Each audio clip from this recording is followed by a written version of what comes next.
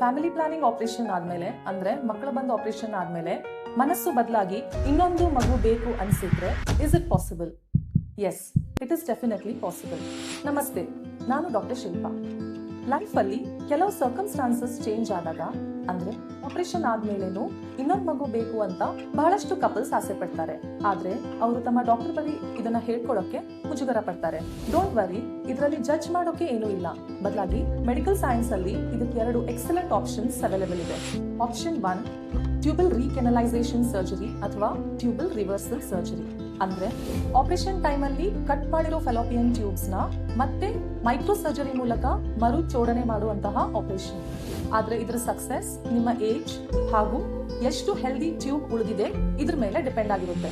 Option 2, IVF ಅಥವಾ test tube baby. ಇದು highest success rate ಇರುವಂತಹ ಆಪ್ಷನ್. IVF ನಲ್ಲಿ ಫೆಲೋಪಿಯನ್ ಟ್ಯೂಬ್ಸ್ ನ ಅವಶ್ಯಕತೆ ಇರಲ್ಲ. ನಿಮ್ಮ ಫೆಲೋಪಿಯನ್ ಟ್ಯೂಬ್ಸ್ ಬ್ಲಾಕ್ ಇದ್ರೂ ನಿಮ್ಮ ಎಗ್ಸ್ ನ ಡೈರೆಕ್ಟ್ ಆಗಿ ಕಲೆಕ್ಟ್ ಮಾಡಿ ಎಂಬ್ರಿಯೋನ ರೆಡಿ ಮಾಡಿ ನಿಮ್ಮ ಗರ್ಭಕೋಶದಲ್ಲಿ ವಾಪಸ್ ಇರ್ತೀವಿ. ನೀವೇನಾದ್ರೂ ಈ ಸಿಚುವೇಶನ್ ಅಲ್ಲಿ ಇದ್ರೆ ದಯವಿಟ್ಟು ಬೇಜಾರ್ ಮಾಡ್ಕೊಳ್ಳಿ. ಪ್ರತಿಯೊಬ್ಬರ ಬಾಡಿ ಕಂಡೀಷನ್ ಡಿಫ್ರೆಂಟ್ ಆಗಿರುತ್ತೆ.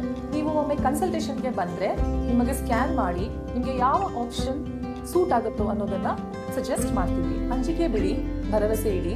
ಹೆಚ್ಚಿನ ಮಾಹಿತಿಗಾಗಿ ಯಶಸ್ವಿ ಹೆಲ್ತ್ ಕೇರ್ಗೆ ಒಮ್ಮೆ ಭೇಟಿ ನೀಡಿ. Take care.